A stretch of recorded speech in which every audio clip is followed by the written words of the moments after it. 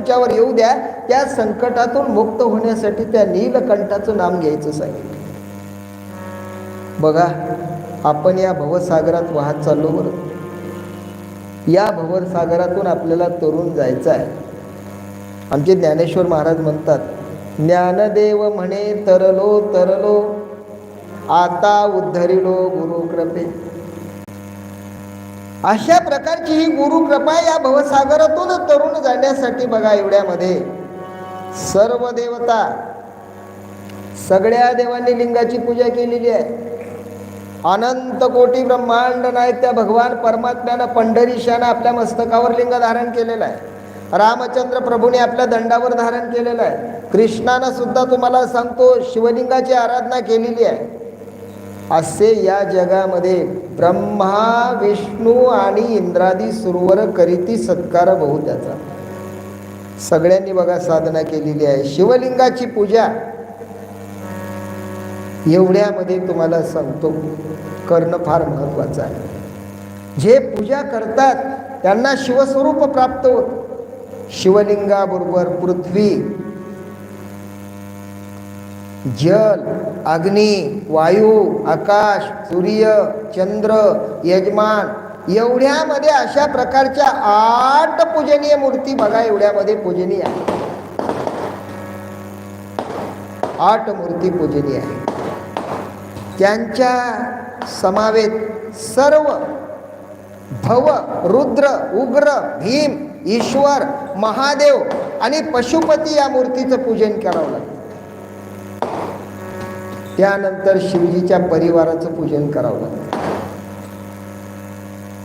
शक्ती, गणपती, भैरव, ईशान्य नंदी, अगोदर नंदी, चंड.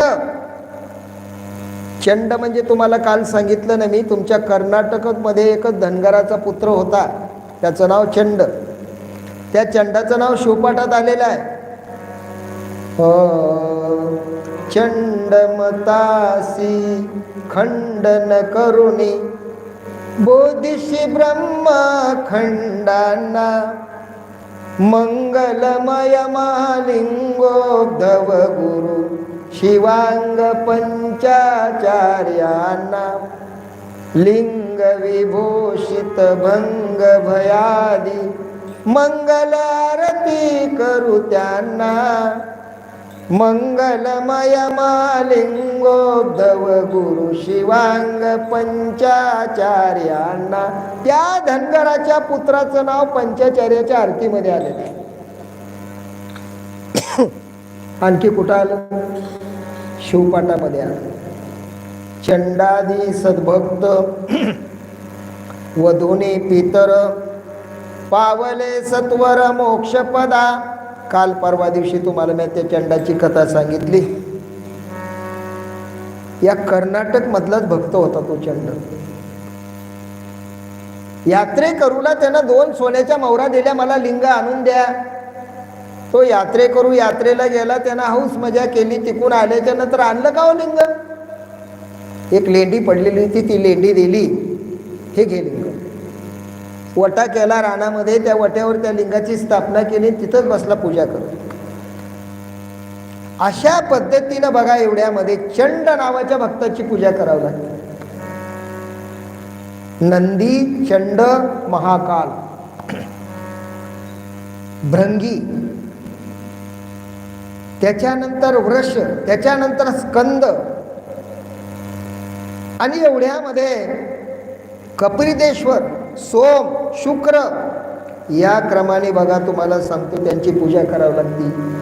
चंदन, अक्षदा, बिल्वपत्र हे वाहून पूजन करावं लागतं. त्यानंतर भगवान शिवजी समोर वीरभद्र आणि कार्तिकाचं सुद्धा पूजन करावं लागतं.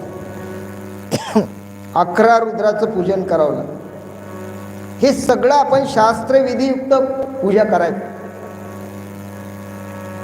यानंतर पंचाक्षर मंत्राचा जप करावा. ओम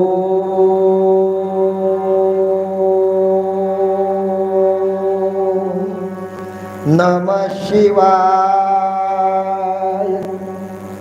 ओम